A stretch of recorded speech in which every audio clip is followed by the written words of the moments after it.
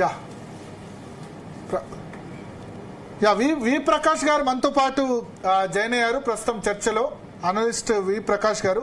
ప్రకాష్ గారు, ఇప్పటి వరకు తెలంగాణకు సంబంధించిన వెలువడిన ఎగ్జిట్ పోల్స్ లో మెజారిటీ బీజేపీ అనే చెప్తున్నాయి, కాంగ్రెస్ కంటే కూడా ఎక్కువ సీట్లు వస్తాయని చెప్తున్నాయి. మెజారిటీ ఎగ్జిట్ పోల్లో సిఆర్ఎస్ కు ఒక్క సీటు కూడా రాదని చెప్తున్నారు.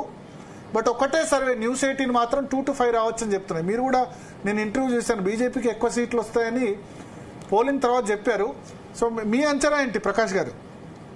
అంటే ఈ అసెంబ్లీ ఎన్నికలలో కొంత కాంగ్రెస్ కు అనుకూలంగా ఉన్న వాతావరణము పార్లమెంట్ ఎన్నికలు వచ్చేసరికి బీజేపీకి అనుకూలంగా మారడానికి ప్రధాన కారణం ఏంటంటే బీఆర్ఎస్ కాదని కాంగ్రెస్ ఎన్నుకున్నారు ప్రజలు, మెజారిటీ ప్రజలు. కాంగ్రెస్ కూడా ఇచ్చిన హామీలు నిలబెట్టుకోవడంలో, రైతు బంధు సరైన సమయంలో ఇవ్వడంలో, పెన్షన్ పెంచడంలో ఇవన్నీ విఫలం కావడంతో గత్యంతరం లేక మూడవ పార్టీ అయిన బీజేపీ వైపు వారి దృష్టి మళ్లిందనేది 2-3 నెలల నుంచే మీడియాలో మనం చెప్తూ వచ్చాం.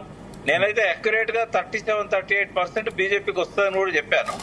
ఇవాళ తెలంగాణలో ఓట్ల పర్సంటేజ్ చూస్తే నంబర్ 1 పార్టీగా బీజేపీ ఎమర్జ్ అవుతున్నది. సీట్ల సంఖ్యలో కూడా పార్లమెంటు ప్రకారం చూసినట్టయితే నంబర్ 1 స్థానానికి బీజేపీ పోతున్నది.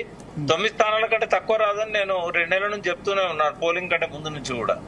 ఎందుకంటే కేసీఆర్ ఒక వ్యూహాత్మకమైన పొరపాటు చేస్తాడు. ఏంటంటే ఆయన రేవంత్ రెడ్డి మీద ఉన్న కోపంతోనో ఆయన పరుష పదాలకు ఆ ట్రాప్ లో పడో రేవంత్ రెడ్డికి అగెనిస్ట్ గా, కాంగ్రెస్ కి అగెనిస్ట్ గా ప్రచారం చేశాడు. గాని తన మనుగడ కావాలనుకుంటే ముందు బీజేపీని రానియొద్దనే ఒక వాస్తవాన్ని ఆయన మర్చిపోయాడు. నేను 2 నెలల ముందు నుంచి హెచ్చరిస్తున్నా. కావాలని చేశారంటున్నారు, కావాలనే బీఆర్ఎస్ ఓటు బీజేపీకి ట్రాన్స్ఫర్ చేశారంటున్నారు కొద్దిమంది. అది సూయిసైడల్ అండి. అది అంటే అట్లా చేయడానికి ఆస్కారం ఎందుకు వచ్చిందంటే దానికి సిద్ధాంతకర్త, నాయకుడు, మొదటి నుంచి వ్యూహకర్త ఆయనే బీజేపీకి తక్కువ ఇంపార్టెన్స్ ఇచ్చి, అంటే ఒక 5% బీజేపీకి ఇచ్చి 95% కాంగ్రెస్ కి ఇచ్చాడు. అంటే ఇంకా ఆయన మైండ్ లోకి వెళ్ళి కాంగ్రెస్ యొక్క అసెంబ్లీ రిజల్ట్స్ లో కాంగ్రెస్ ఏదైతే తనను అధికారంలోకి రాకుండా చేయగలిగిందో ఆ కోపం అనేది ఆయన లోపల పోలేదండి. పార్లమెంట్ ఎన్నికల్లో ఆయన వ్యూహం ఎట్లుండాలంటే ఎట్లాగో 5 ఏళ్లలో కాంగ్రెస్ భ్రష్టు పట్టిపోతుంది. ఎందుకంటే వాళ్ళు ఇచ్చిన హామీలు నెరవేర్చలేరు, రేవంత్ రెడ్డి ఫెయిల్ అవుతాడు, ముఠా యుద్ధాలు జరుగుతాయి, ఒకరిని లాగుతారు ఇంకొకరు, ఇట్లాంటివన్నీ జరుగుతాయి. కాబట్టి కేసీఆర్ కాంగ్రెస్ పెద్ద పోటీ కాదు వచ్చే ఎన్నికల్లో. ఇప్పుడు బీజేపీని రానిచ్చినట్టయితే కాంగ్రెస్ బీజేపీ కొట్టుకుంటాయి తప్ప టీఆర్ఎస్ కి అక్కడ అవకాశం ఉండదు. అదే జరిగింది. ఆయనకు మొదటి నుంచి హెచ్చరిస్తున్నా కూడా ఆయన బీజేపీని టార్గెట్ చేయడం అనేది జరగలే. మొన్న మీరు అంతా చూశారు.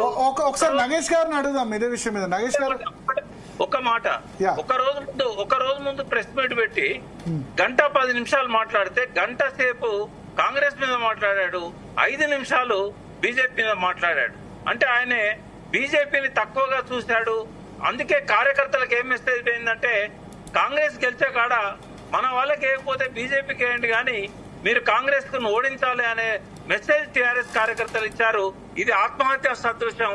ఇవాళ చేతులారా 3వ స్థానానికి తనంతా నెట్టుకుంది టీఆర్ఎస్. ఇందులో వాళ్ళ ప్రమేయం ఏం లేదు, అది నాయకత్వం యొక్క వైఫల్యం అనేది నేను స్పష్టంగా చెప్పదలుచుకున్నా. భరత్ గారు, వి ప్రకాష్ గారు, హైదరాబాద్ సంబంధించి మీ అంచనా ఏంటి? హైదరాబాద్ సంబంధించి అన్ని సర్వేలు ఓవైసీ గెలుస్తారన్నారు. బట్ న్యూస్ 18 సర్వేలో మాత్రం హోరాహోరీ పోరుంది, మాధవీలత అసదుద్దీన్ ఓవైసీ మధ్య అంటున్నారు. సో బీజేపీ వేవ్ అయితే రాష్ట్రంలో కనబడుతుంది, అది హైదరాబాద్ లో రిఫ్లెక్ట్ అవుతుందా? సార్, సూర్యుడు పొరపాటున పడమటి దిక్కు పడవచ్చు కానీ మజ్లిస్ ఓడించే శక్తి బీజేపీకి ఇంకా రాలేదండి. ఎందుకు? బికాస్ ఆఫ్ పాపులేషన్ అంటే కొంత మారుతుంది ఆలోచన విధానం. అక్కడ ఓల్డ్ సిటీ యూత్ మనకు డెవలప్మెంట్ లేదు అది అన్న పర్సెప్షన్ వినిపిస్తుంది. ప్రోగ్రెసివ్ ముస్లిమ్స్ ఉన్నారు. మొన్న యాకుత్పురా తర్వాత మలక్పేట్ చాలా తక్కువ, చాలా తక్కువతో గెలిచారు. నాంపల్లి ఫిరోజ్ ఖాన్ నాంపల్లి యాకుత్పురా చాలా తక్కువతో గెలిచారు. కొద్దిగా హిందూస్ ఎక్కువ ఉన్న కాడ తర్వాత ముస్లింస్ లలో కూడా 2 వర్గాలు ఉన్నాయి.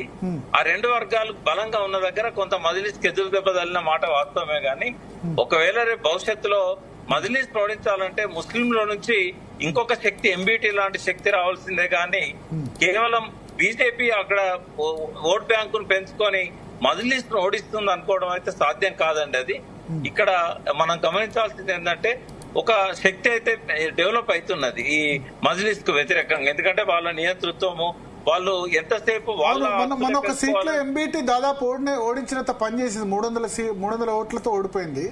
మీకు గుర్తుండాలి భరత్ గారు, అమానుల్లా ఖాన్ గారు ఉన్నప్పుడు ఓవైసీతో విభేదించి ఎంబీటీ పెట్టిన తర్వాత అసెంబ్లీ స్థానాల్లో 4 3 ఎంబీటీ గెలుచుకుంటే ఒక స్థానమే ఓవైసీ గారికి వచ్చింది. కానీ అమానుల్లా ఖాన్ చనిపోయిన తర్వాత వాళ్ళ పిల్లలు అంతగా రాణించలేకపోయారు. ఆ పార్టీకి అంత పలుకుబడి లేకుండా పోయింది. అప్పుడే అక్బరుద్దీన్ ఓవైసీని లండన్ నుంచి తీసుకొచ్చాడు. ఆ సలార్ చనిపోయిన తర్వాత ఆ సింపతి అంతా కూడా ఓవైసీ వైపే మళ్ళింది.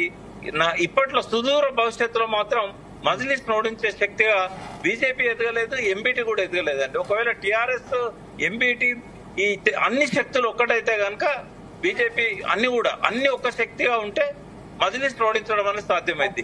కానీ అన్ని ఒక్క శక్తిగా ఉండడం అనేది సాధ్యం కాదు. మీరు లైన్ లోనే ఉండండి. నగేష్ గారు